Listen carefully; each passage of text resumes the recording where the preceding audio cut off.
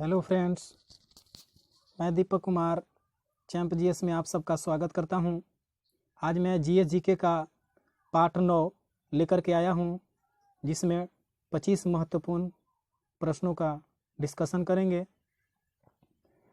आज अति महत्वपूर्ण डे है दोस्तों, इसके बारे में आप जान लीजिए कि आज विश्व में मजदूर दिवस मनाया जाता है प्रतिवर्ष 1 मई को।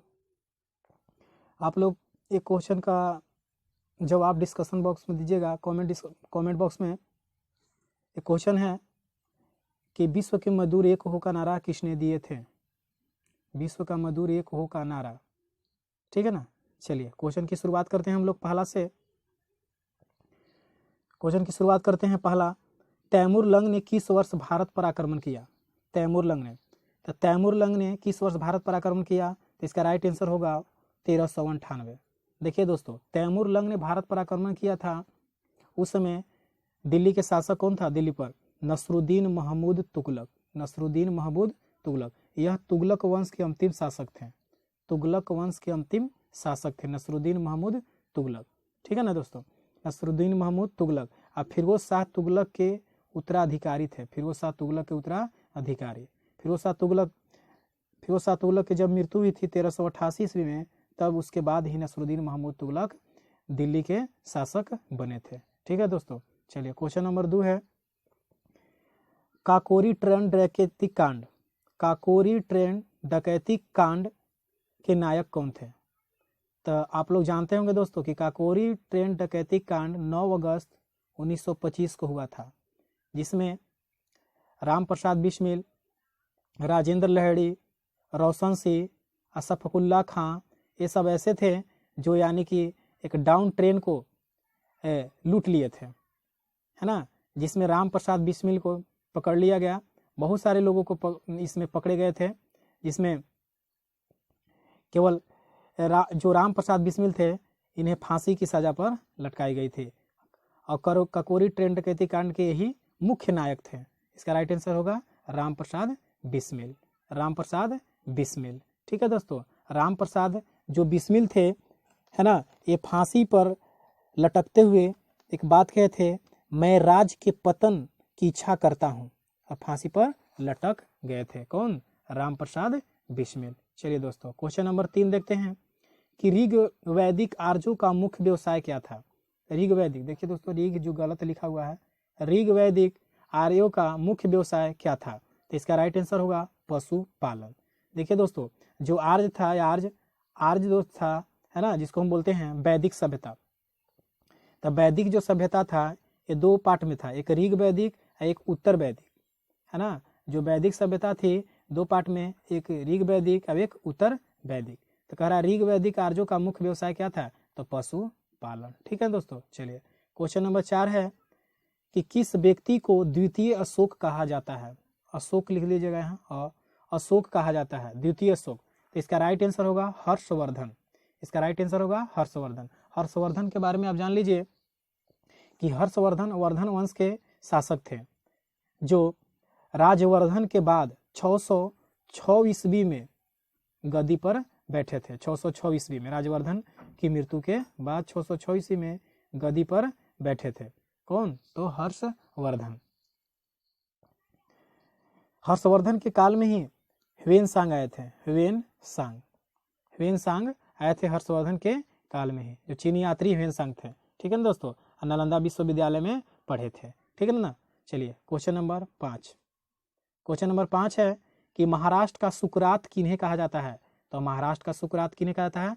तो महादेव गोविंद रानाडे, बाल गंगाधर तिलक, दादा भाई नौरोजी, महात्मा गांधी। 3 में से राइट आंसर होगा महादेव गोविंद रानाडे, है ना। चलिए, तो दादा भाई नौरोजी कौन थे? सबसे वृद्ध व्यक्ति। महात्मा गांधी भारत के राष्ट्रपिता थे, ठीक है ना दोस्तों। चलिए क्वेश्चन नंबर 6, फेरल का नियम किससे संबंधित है? फेरल का नियम किससे संबंधित है? तो इसका राइट आंसर होगा पवनों की दिशा से। पवनों की दिशा से। चलिए क्वेश्चन नंबर 7। क्वेश्चन नंबर 7 इस प्रकार है कि इनमें से कौन हिंद महासागर की गर्म धाराएं हैं? देखिए दोस्तों, जो महासागर होती है ना, महासागर के 2 धाराएं होती है, एक गर्म और एक ठंडा। एक गर्म एक ठंडा। तो कह रहा है कि इनमें हिंद महासागर गर्म धाराएं कौन सी है? तो कौन सी है गर्म धाराएं? तो इसमें से राइट आंसर होगा अगुल हास। अगुल हास की धारा एक गर्म धारा है। एक और हिंद महासागर की धारा है जिसका नाम है मोजाम्बिक, है ना, ये भी गर्म धारा है। ठीक है दोस्तों। और लेब्राडोर कैसी जल धारा है? तो लेब्राडोर ठंडी जल धारा है। किस महासागर के? तो अटलांटिक महासागर के। ठीक है दोस्तों। चलिए क्वेश्चन नंबर 8 देखते हैं। क्वेश्चन नंबर 8 है कि सूर्य से पृथ्वी की अधिकतम दूरी कब होती है? सूर्य से पृथ्वी, कह रहा है सूर्य से पृथ्वी की अधिकतम दूरी कब होती है?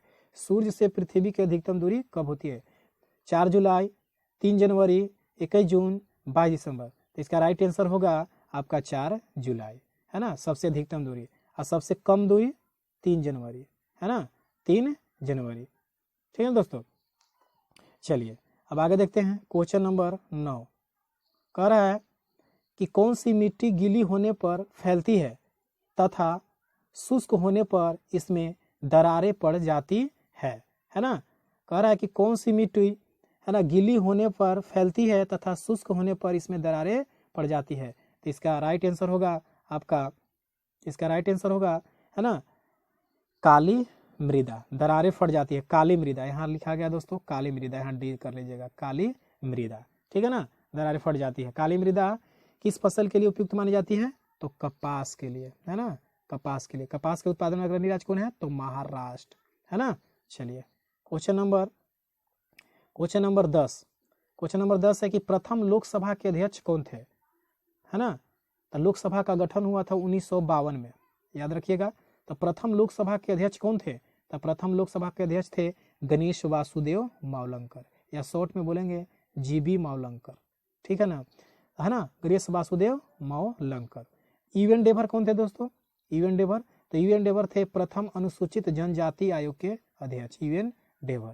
ठीक है ना। डब्ल्यू.सी. बनर्जी कौन थे? तो डब्ल्यू.सी. बनर्जी थे भारतीय राष्ट्रीय कांग्रेस के प्रथम अध्यक्ष, माने आईएनसी, इंडियन नेशनल कांग्रेस के प्रथम अध्यक्ष थे डब्ल्यू.सी. बनर्जी। ठीक है ना।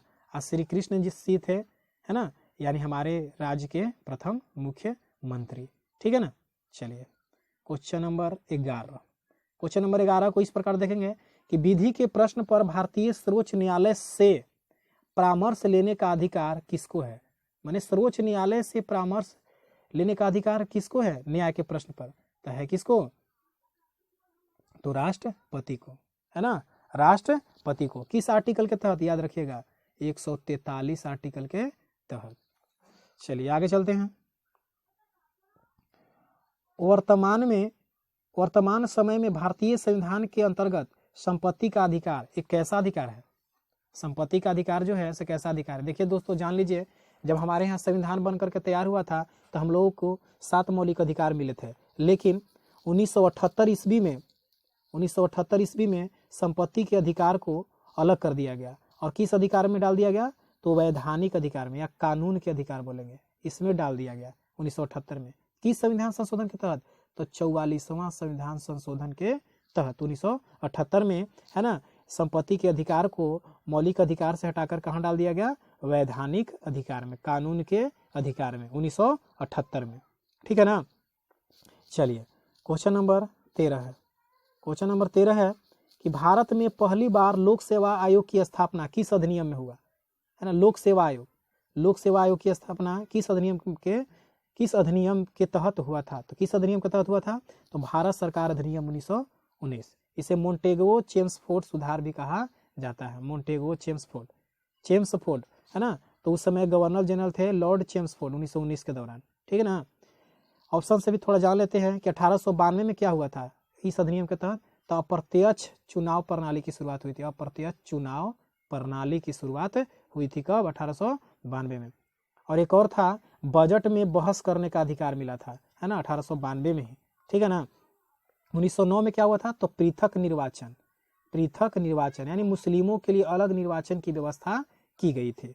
ठीक है ना। भारत सरकार अधिनियम के तहत क्या हुआ था? इसके तहत हमारे यहाँ के संविधान में बहुत सारे तथ्यों को जोड़ा गया था भारत सरकार अधिनियम के तहत।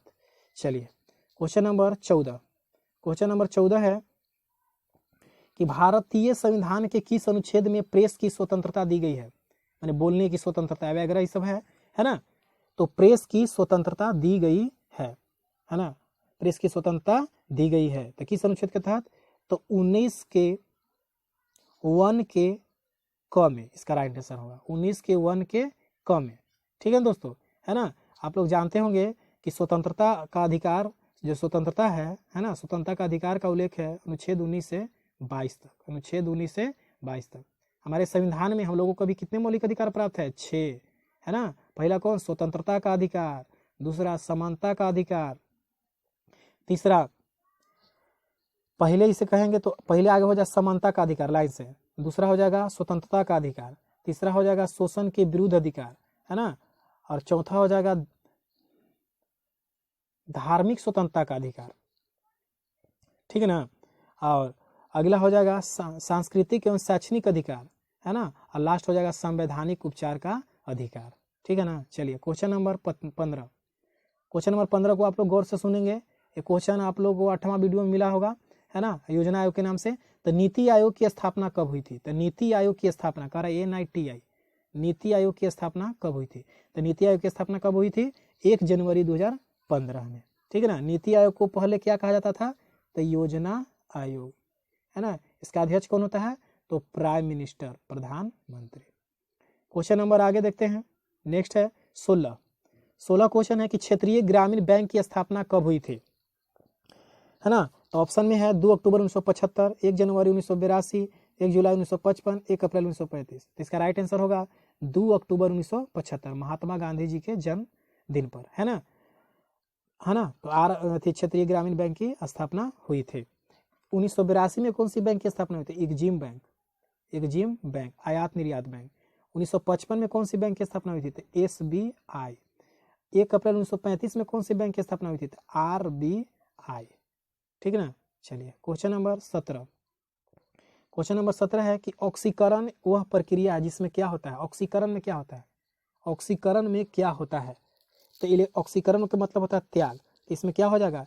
इलेक्ट्रॉनों की हानि, इलेक्ट्रॉनों की हानि। ऑक्सीकरण में क्या हो जाएगा? तो इसका राइट आंसर होगा इलेक्ट्रॉनों की हानि।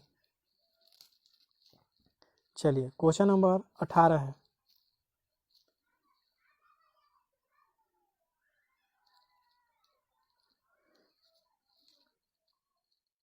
क्वेश्चन नंबर 18 है कि हाइड्रोजन के कितने समस्थानिक होते हैं? तो इसका राइट आंसर होगा 3, इसका राइट आंसर होगा 3। चलिए क्वेश्चन नंबर 19 है कि पेप्सिन क्या है? देखिए दोस्तों बहुत अच्छा क्वेश्चन है। पेप्सिन, तो पेप्सिन एक तरह से अमाशय में होता है। यह क्या है? तो पेप्सिन एक तरह से एंजाइम है। पेप्सिन क्या है? तो एंजाइम है। ठीक है ना दोस्तों। चलिए क्वेश्चन नंबर 20 है, क्वेश्चन नंबर 20 है कि बहुत छोटे समय को मापने के लिए किस गाड़ी लिखा गया है? दोस्तों गलती लिखा गया है, गाड़ी नहीं होगा, घड़ी होगी, घड़ी, है ना। बहुत छोटे समय को मापने के लिए किस घड़ी का प्रयोग किया जाता है? इसका राइट आंसर होगा आणविक घड़ी। चलिए क्वेश्चन नंबर 22, कौन सा देश चारागाह का स्वर्ग कहलाता है? तो देखिए दोस्तों बहुत अच्छा क्वेश्चन है, चारागाह का स्वर्ग, है ना। Australia, New Zealand, America, Netherlands. तो इसका राइट आंसर होगा आपका न्यूजीलैंड। न्यूजीलैंड ऑस्ट्रेलिया महादेश में स्थित है। ऑस्ट्रेलिया विश्व का जो है सबसे छोटा महादेश है, जो कहाँ है? तो यानी कि ये जो गोलार्ध है तो इस एरिया में ऑस्ट्रेलिया है, इस एरिया में ऑस्ट्रेलिया है। ठीक है ना। तो ऑस्ट्रेलिया महादेश में न्यूजीलैंड देश है। चलिए क्वेश्चन नंबर 23 है कि स्वराज द्वीप कहाँ स्थित है? स्वराज द्वीप, देखिए दोस्तों बहुत अच्छा क्वेश्चन है। जो स्वराज द्वीप है, हाल ही में स्वराज द्वीप जो है, स्वराज द्वीप है, तो स्वराज द्वीप कहाँ स्थित है? तो इसका राइट आंसर होगा बंगाल की खाड़ी में, बंगाल की खाड़ी में। ठीक है ना दोस्तों। चलिए तो स्वराज द्वीप कहाँ है? तो बंगाल की खाड़ी में। चलिए आगे क्वेश्चन है, आगे क्वेश्चन है, क्वेश्चन नंबर 24 है, क्वेश्चन नंबर 24 है कि किसने कहा कि मनुष्य स्वतंत्र पैदा होता है लेकिन वह सदैव बंधनों में जकड़ा रहता है?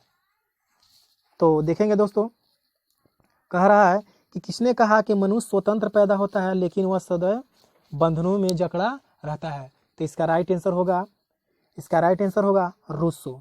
कौन कहे थे? रूसो। रूसो। कहाँ के रहने वाले थे रूसो? तो फ्रांस के रहने वाले थे। कहाँ के रहने वाले थे? फ्रांस के।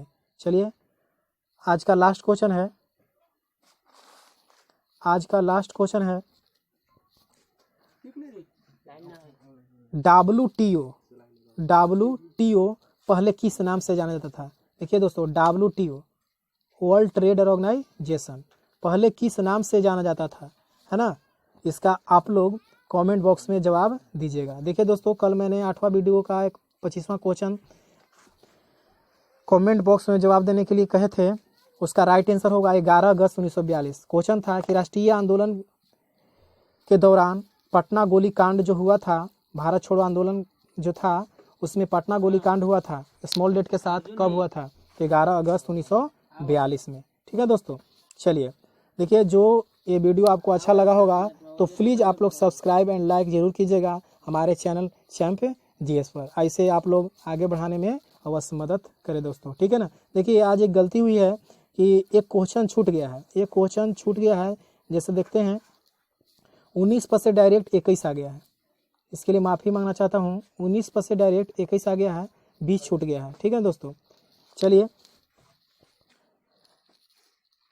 धन्यवाद।